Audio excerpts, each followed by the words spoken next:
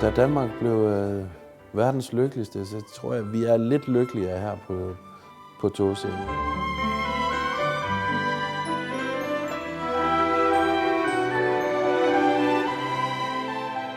Der er ikke noget, der er 90%. Det er 100% eller ingenting. Det er jo beliggenheden og beliggenheden. Og så skal man sætte sig ind i vores restaurant og nyde udsigten. Og en gang fjordrejer.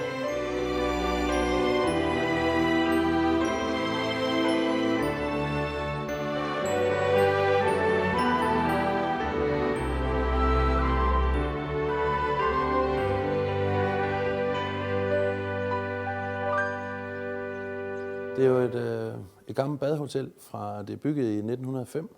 Det ligger lige ned til Svendborgsund på øen Tåsinge. Og vi er sådan et 60-stjernet hotel, og i den sådan bedre ende. Vi renoverer hele tiden og gør meget ud af vores værelser og lokaler og restauranter er i orden. Og lever op til de forventninger, folk har her i 2015. Min kone og jeg har jo haft hotellet siden 2012. Der overtog af min svigerfar, som på daværende tidspunkt havde haft det i 27 år. Det er jo vores liv, så vi gør meget ud af, at folk har en god oplevelse, når de kommer og besøger os. Jeg prøver at lave det bedste mad, jeg kan, og gør meget ud af at få noget ny inspiration, så vi følger med tiden og hele tiden løfter vores niveau. De skal føle sig hjemme, når de er ude. Derfor har vi renoveret rigtig meget, fordi vi synes ikke helt, at det var op til de standarder, vi gerne vil have. Men vi skal også passe på, at vi ikke ødelægger en gammel bygning, der er fra 1905, så vi går også og passer lidt på at ikke at lave noget helt drastisk. Men vi vil gerne have det lyst og venligt, og så helst lidt bedre, end man har det hjemme. Ikke hende, der byder ind med det største arbejdshaløjse, vel? Velkommen, værsgo. Der er lidt grønne asparter, det er frisk fra den fjordrejer og nogle asparges og en muselinsauce. Velkommen. Hvad synes I ellers om Troense og Valdemar Slot og det, vi har at byde på? Det er rigtig, rigtig hyggeligt. Vi har lige været ude på Valdemar Slot og se en gang. Det er simpelthen fantastisk. Ej, det er så smukt. Ja. Har vi ikke rigtig været rundt endnu, men vi skal da en tur op i Grønnegade også. Ja, det skal I. Det gamle hus, jeg er tur ned langs havnen der. Ja. Jamen, god appetit. Tak. Velbekomme.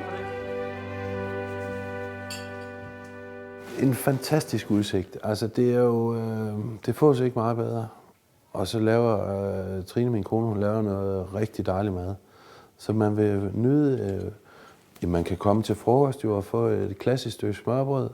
Man kan også komme om aftenen og få en stor bøf, eller man kan tage en gourmetmenu. Altså, der er rig muligheder for at få noget godt kulinarisk. Jeg elsker om morgenen, hvis jeg går igennem hotellet. Altså, folk de stopper mig og siger, at det er en dejlig oplevelse og noget god mad, og de kommer tilbage. Fordi så man ved, at man har gjort noget den dag, for at folk har haft en god dag. Vi har en miniferie, hvor man er her i 2 dage. Man får sådan en velkomstmenu, når man kommer, og så har man 2 overnatninger. Man får selvfølgelig morgenmad også. Og så kan man jo så køre ud fra hotellet.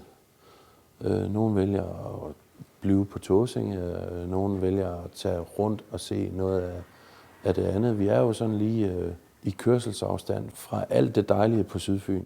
Der er rigtig meget natur og mange gode historier. Hele dramaet omkring Elvira Madigan og Sixten Sparre. Vi har Valdemar Slot liggende. Det ligger jo nærmest, vi plejer at sige, i vores baghave. Der er cirka 2 kilometer derude, man kan gå derude. Og så er der alle de gamle huse med deres historier og små skæve vinduer og forskellige farver døre.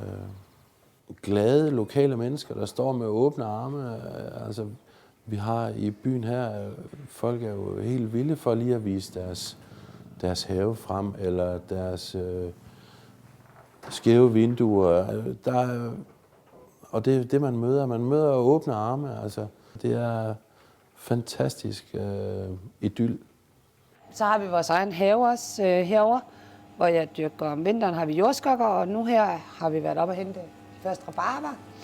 Og så lige om lidt, så kommer der spiselige blomster og krydderurter. Og salat, vi selv dyrker. Det synes jeg er den bedste tid på dagen. Det er 4:15, når man går over og henter krydderurter og sådan noget til aftens service. Så det er frisk og lækkert.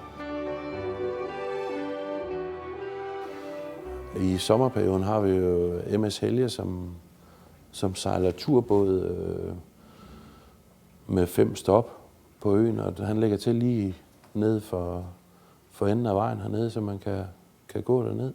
Der er jo, altså bare i Troense har vi 4 vandreruter. Vi er så også med i Øhavstien, så man kan tage den store, men ellers så har vi også et par små ruter på 3, 5 og 7 kilometer, man kan gå naturskønt.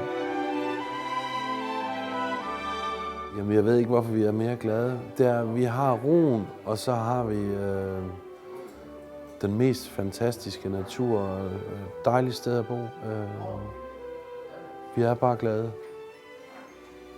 Det kan jeg ikke svare dig på.